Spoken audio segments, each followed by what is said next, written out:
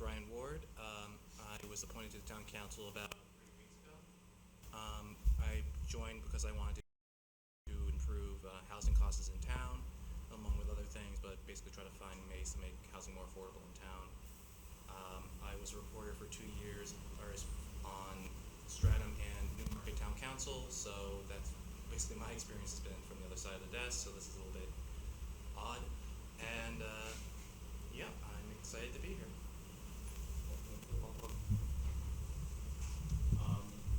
Next item on the agenda is Diane Hardy. She's the town planner. She's also the person that provides her on the capital improvement program. I asked her to come to us and talk to us a little bit about what the capital improvement program is and what her expectations are for timelines. With that, Diane. Okay, thank you, Mr. Chairman. Gentlemen, it's a pleasure to be here this evening. I appreciate the invitation. I'm going to talk to you this evening about Newmarket's capital improvement program. Just to give you a little bit of background, I'm the town planner in Newmarket, and I work with both planning board and zoning board, and have this great occasion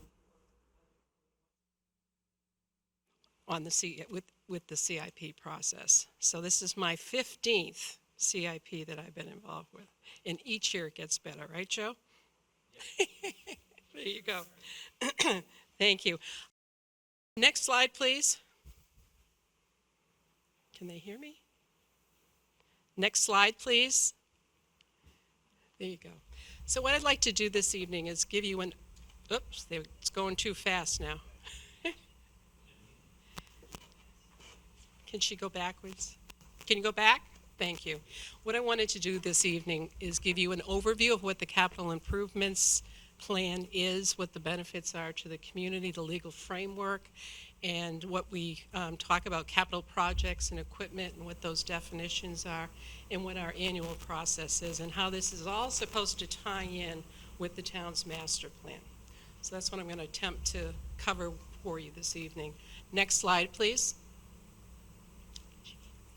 Okay, what is the CIP? CIP is an acronym, of course, and it is a long-range planning document, and it outlines the anticipated expenditures for capital projects and equipment over a period of at least 6 years. Next slide, please. The goal of the CIP is to implement planning goals for the community with specific projects, programs, and improvements. And it's aimed at assuring that we have adequate capacity in the town's infrastructure to accommodate future growth. And that's how it ties in with the master plan. It links local investments in capital, in infrastructure, with land use planning and economic development. Next slide, please. There are numerous benefits to the community. Stated there, public health and safety is addressed, anticipates demands of growth, improves communication between board members and departments and committees, avoids undue property tax overages, and supports economic development and provides a foundation for the town's growth management and impact fee program. Next, please. So what is the legal framework for the CIP? Of course, you all know that we're creatures of the state. We're entitled and authorized only to do what the state RSAs or the state law tells us we can do. And the capital improvements program is under RSA 674, Chapter 5. And it gives planning boards the authority to adopt a master plan to prepare for capital improvements over the next 6 years. Next, please. It's based on information that we solicit, if you will, from the town departments and agencies of the community. It's also information as well. They're partners with us in this process. And it takes into account public facility needs that are dictated or indicated by the master plan. And the process, and the CIP committee tries to establish some urgency and recommend a time sequence for implementation of those improvements. And in doing so, we have a rating system, if you will, and the projects that come to us, we rank them urgent, compulsory, necessary, or desirable. Next, please. And what it strives to do is provide an adequate level of capital expenditures to keep taxes expenditures at an affordable rate and to keep the tax rate relatively stable, to balance out those ebbs and flows, if you will.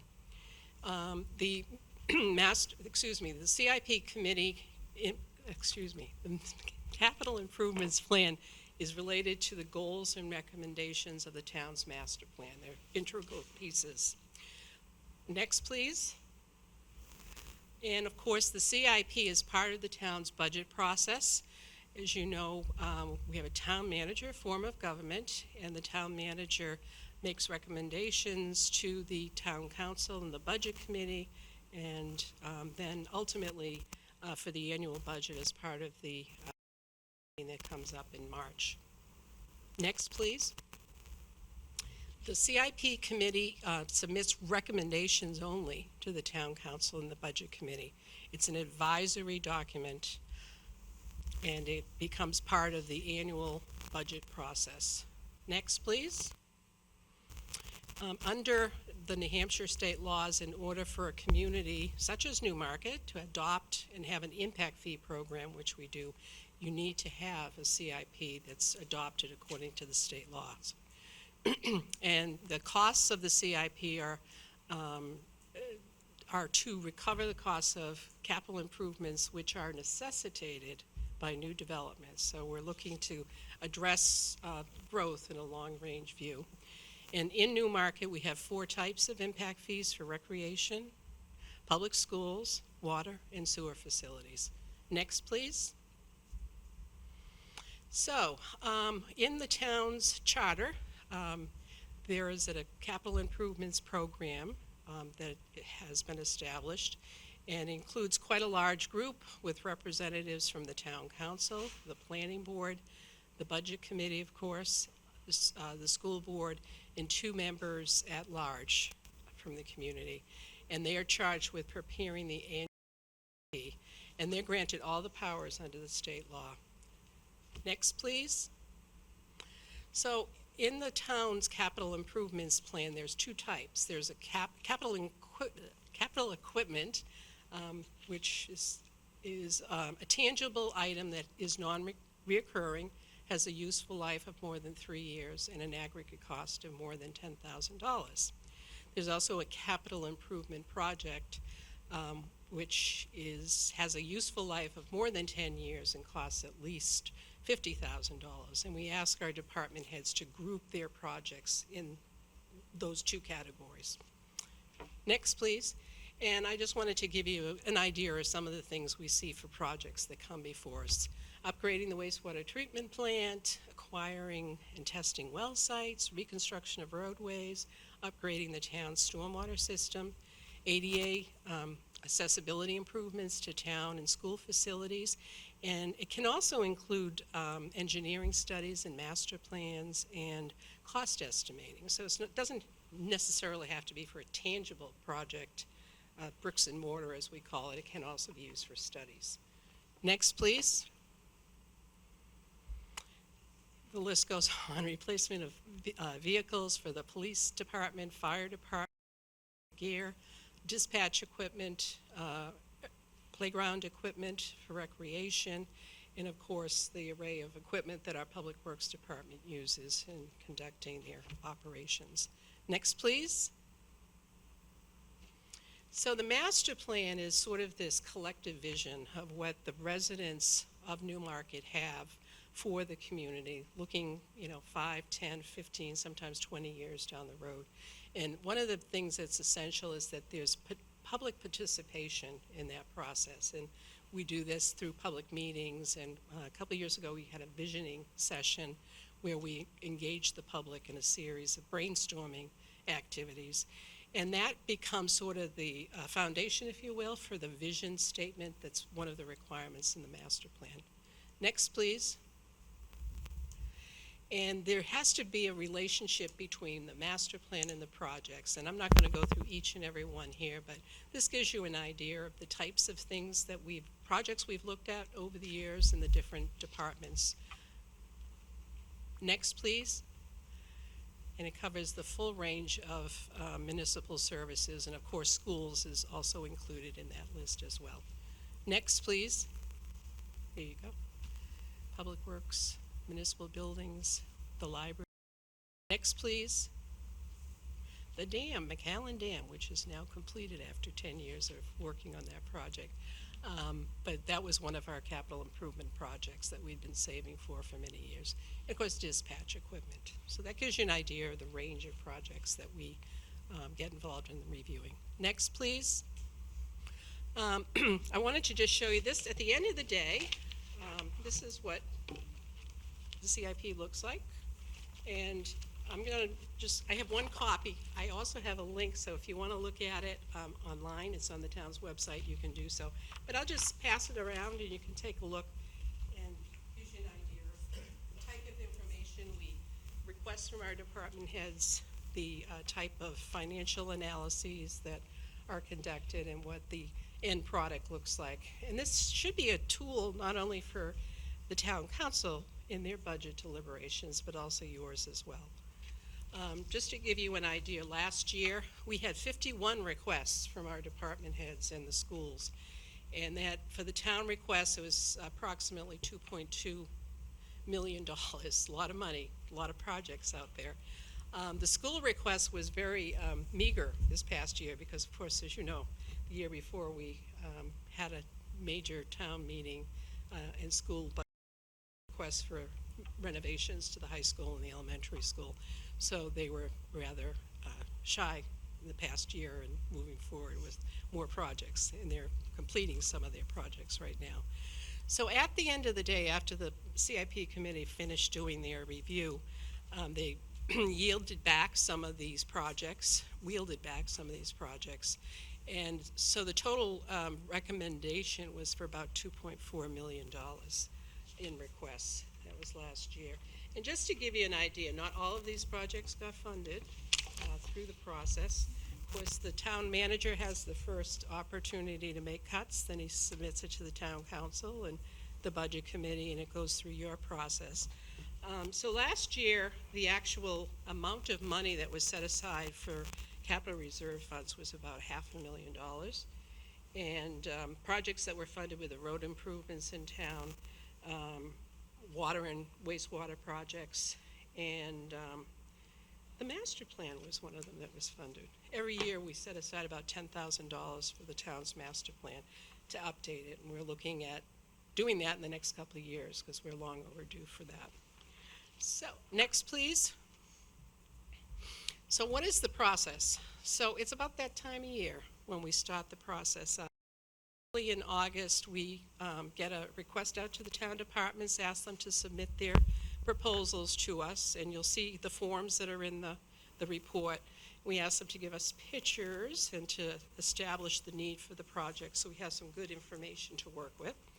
And usually the CIP committee convenes at the beginning of September, and sometimes there'll be site visits to the town facilities, especially for newcomers to the process. The committee studies each one and then deliberates them and prepares recommendations.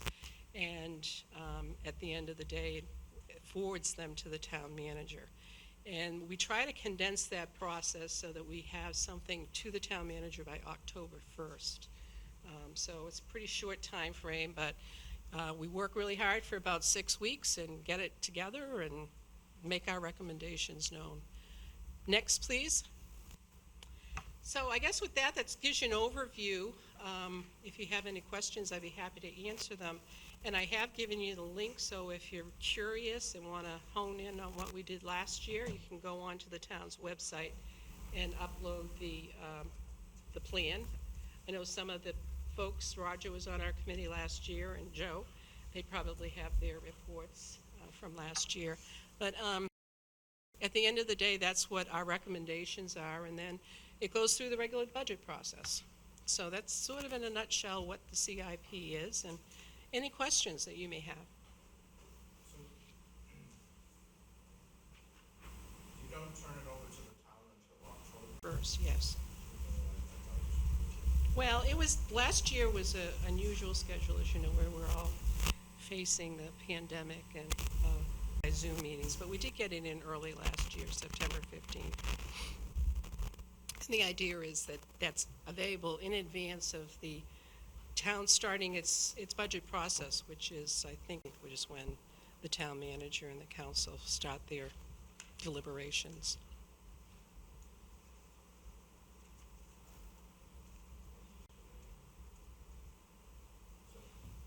When do you expect to start?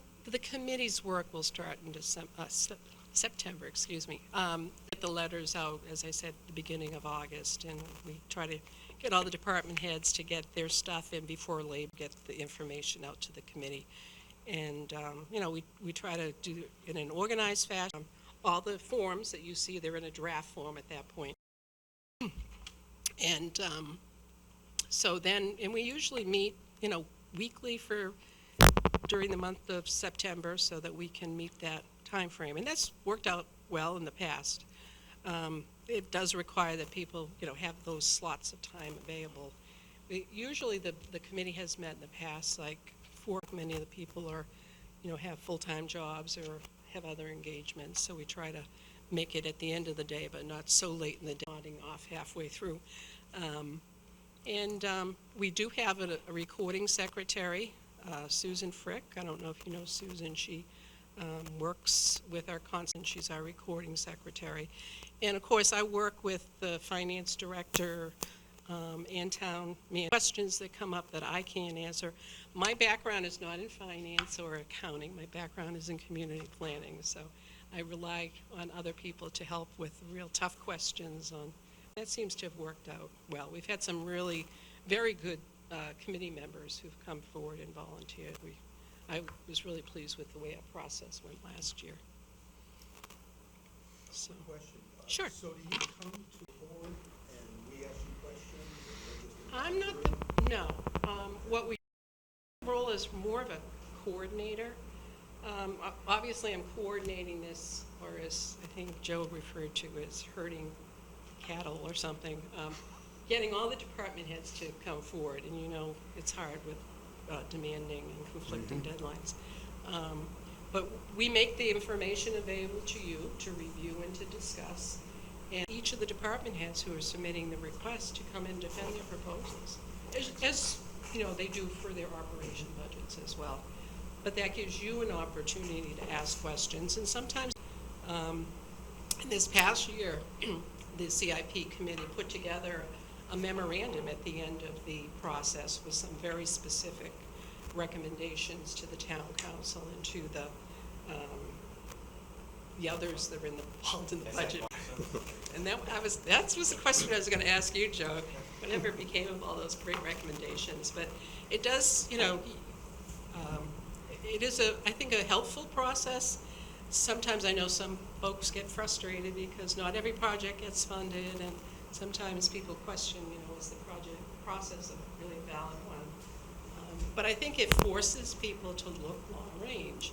And many times as we get caught up in day-to-day stuff, it's hard to, do the 30,000-foot view of where we are and where we want to go in the future. So it is a worthwhile project. And these projects come back year after year. Sometimes they're tweaked, more sophisticated budgeting that occurs the longer the project has been on the list. And so it gives people an opportunity to evaluate their goals and what really needs to be done. And I think it's been effective in some projects. We did question about staffing. And I think there is going to be, we did have a facility manager for a couple of years, Greg Miles. I don't know if you had the occasion to work with him, but he did a really great job in documenting the needs in municipal facilities and put together a very lengthy, like a 10-year plan of projects. And unfortunately, he left us last January, right before the pandemic hit. So we didn't have the benefit of his expertise in this last round. He put some projects on the list and helped us give a more comprehensive view of all the needs that the town has, so that the process is better documented, or was better documented. And we're hopeful. I understand the council, the town manager, interviewing people for that position now, and and I think it will still be a shared position between the town and the schools. But that's really critical, because, when I first started this process, we didn't have a whole lot of real hard data to work with. We didn't have real sophisticated cost estimating. And Michael LaBranch, who was one of our earlier CIP members, can attest to this. We had the hardest time trying to get people to understand this is a process, and you may not get all the funding in one year, so you have to spread it out over time. And I think, over the years, I think people have developed a better understanding of how this works and how it fits in with the budget process the town has. So, anything that I've overlooked, Joe and Roger, that I should I have mention? a question. I've got Oh. Diane, CIP gets the documents from the department heads, correct? That is correct. Okay, and then they look at it and they make their recommendations. Who does the CIP recommend to? Steve Fournier, the And town then manager. from there, does Steve And to- recommend it to the council? Yeah, and this is a tweak in the process that we've had in the last couple of years. There was frustration before because I think the committee didn't feel that their recommendations were being heard. So, and if they were, it was sort of at the tail end of the project. Now, early on in the process, there is a meeting between the CIP and the town council so that the town council understands what those recommendations are. And, so the project's not just automatically dismissed, and some people in the past have said, gee, But, unfortunately, we can't fund everything, as you know, and it's a matter of prioritizing and coming up with the best plan possible. So the town council then has the option to yay or nay Right? on the line items. Then where does it go? I believe it goes, is part of the current year CIP. Right now, we're going to be working on 22, 23, okay? That becomes part of the budget process. And that goes, the regular process, to, town council, and then you have your budget committee meetings following that, and then the deliberative section. So from that point on, it's the same process. But not all the projects are caught in the net, so to speak. Okay, thank you, Diane. Sure. Hopefully that was helpful. So I guess, have you made any appointments, Joe? Roger is the CIP, Good, okay, excellent. and Mike is the. I was gonna. That's great. So we're looking at probably starting up again after Labor Day to get the process going, and maybe meeting a Tuesday or a Thursday. I don't know what you usually meet on Mondays, right? So I don't want to rob you of any of your members during regular budget meetings. And I think the planning board has made their appointments. I don't know about the schools. I haven't heard anything from them. I'm the school. Oh, forgive again, me, Gary. I'm the school How can I rep from the forget CIP again. that? Forgive me, sorry. No, it's fine. Yeah. I'll be back. Good. Okay, well, that's helpful that we've got some veterans on the board who are familiar with the process and can help move it along. Okay. And good luck, okay? You've got your work Thank cut you. out for Thank you you, in the Diane. next few months, 6 months, 7 months at this point, here, before you know it. Okay, very good. Thank you. Appreciate you coming in on hot day. Oh, my pleasure.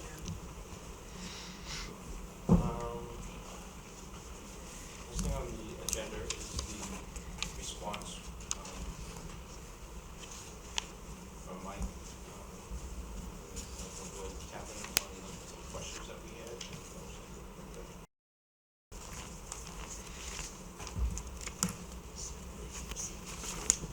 Anybody have any questions, comments? That's a copy for you.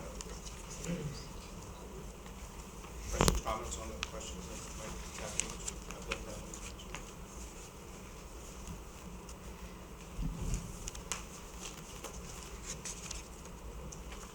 Next thing on the agenda is the town financials for April and May. Starting next month, we should be on top of that. Next month, July, we'll actually be looking at the town and the school fiscal year end. And then after that, we should be looking at the regular monthly ones. There is nobody from the town on the school attended tonight's meeting. So what we will do is if anybody has any questions, we can develop questions and we'll send them on to the town and the school and ask them to respond. Anybody have any questions on the town side? The only question I had was that it looks as though the town spending will be under budget. Spending may not, but revenues may be a little larger. And it looks as though there will be some money returned from this year's budget, next year, but I can't figure out how much. I don't get any feeling for what that is. I would think that when we get the next month, when we have the year-end figures, we'll have a much better understanding of what that actually is.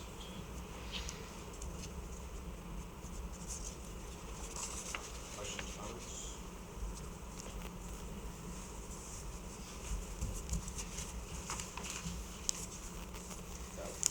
That will move on to the school financials.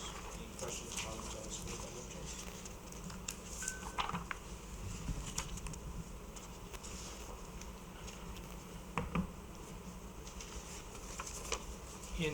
In reading Jana's report,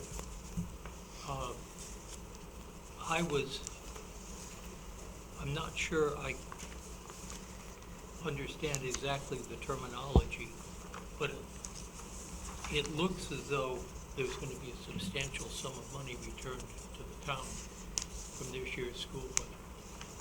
At a minimum, I think it was around $400,000. Yeah, from what well, she had. there were some items of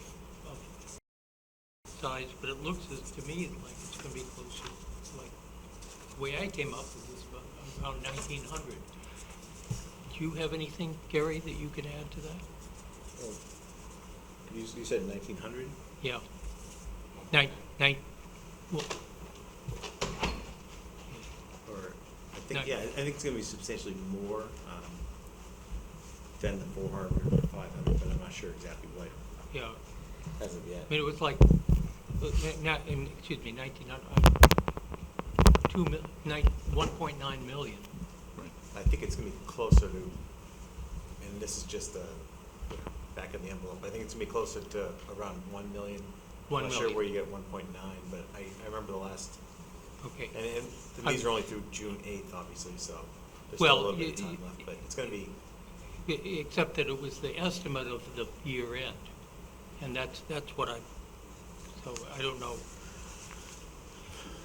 whether I'm interpreting her report correctly or not. Well, maybe we could get her here next meeting.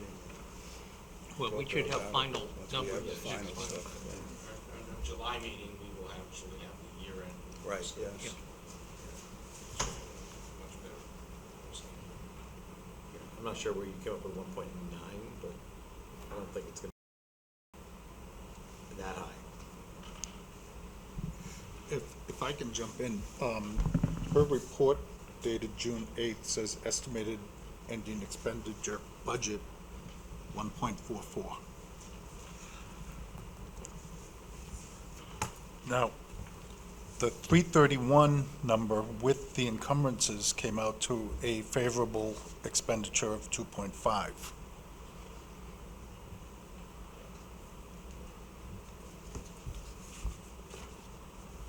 Can you just clarify where you're seeing that? I'm sorry, I'm not sure what. Clarifying where I'm seeing which number. The 2.5, I see the 1.4. It's on the 331 report, the quarterly report that ends in March. Was that an earlier?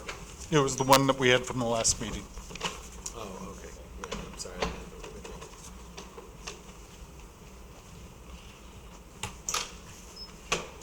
it with me.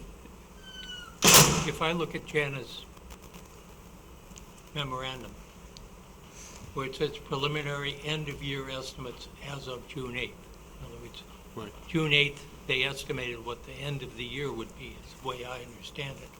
And that's 1.4. And, yeah, it's 1.4. there are additional items that have to do with the money that is not going to be expended from, of around 250,000 from Oh, what the was bond interest? the warrant Article 5 of last year. And there's another 200,000 of interest from that hasn't been allocated, will have to come back to the town. So I add those two numbers to the 1.4, which is how I come Oh, up with okay, I see. 1.9. Okay. Yeah, we'll have to clarify with her, because I don't want to misspeak. Now, I assume that the school will keep up to 5% of it, We voted at the last meeting to do 2.5%. 2.5. Yeah. Okay. We're up, excuse me, as of 2017 or 18, state law changed, and we could do up to 5%. But whereas we did 2.5 last year based on state law at the time, and we haven't expended it, we decided to stick with 2.5. Okay. And obviously, the school may recommend items in a warrant article. Yeah, be- which, I mean, Yeah, obviously you know, we've discussed that. But, okay. But it's going to be a substantial number. It should be, Yeah. yeah. And last year was fairly substantial numbers. Yeah.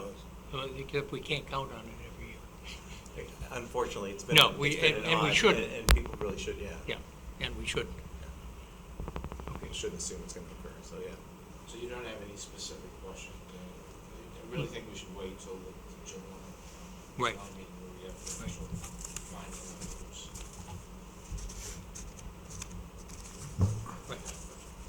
Certainly stress the general. It's a high interest budget committee. Right. What the structure is.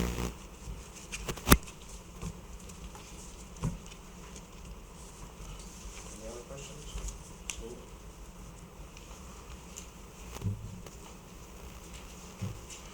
All right, next item on the agenda is approval of the minutes from May 24th. Questions, comments on those? Make a motion to approve the minutes from, what was the date? May 24th? May 24th. 2021? Second? Any discussion on the minutes?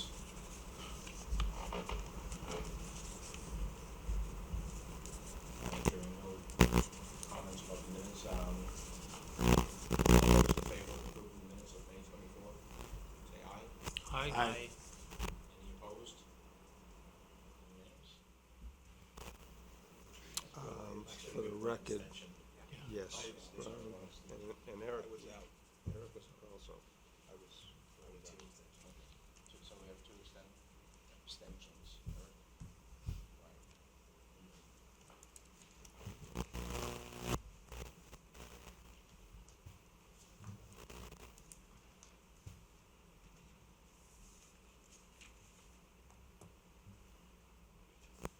The last thing on the agenda is the meet and greet with department heads. I've sent you a schedule. What I have so far.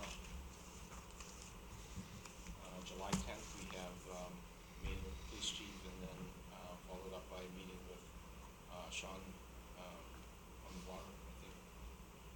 Anybody like to, attend those, please do so. I think you find it very valuable information, especially on the water source. Get a tour of that.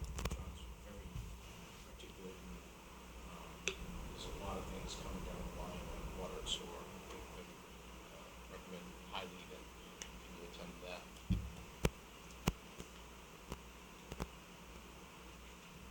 And we have something set up at the school to, I guess the school facility director has resigned, and we're in the process of hiring a new facility director. And hopefully by September 25th, the new facility director will be on board, and that September 25th is also, I guess, an open house. But I've ask that we reserve a specific time for the budget committee and maybe some members of the town council to attend that. Questions, comments on that? Thanks for setting it up. I have a schedule. As soon as I get the other ones, that's where the public works, and set that up. Another one that I think will be interesting will be the rec department. Make sure we, set up for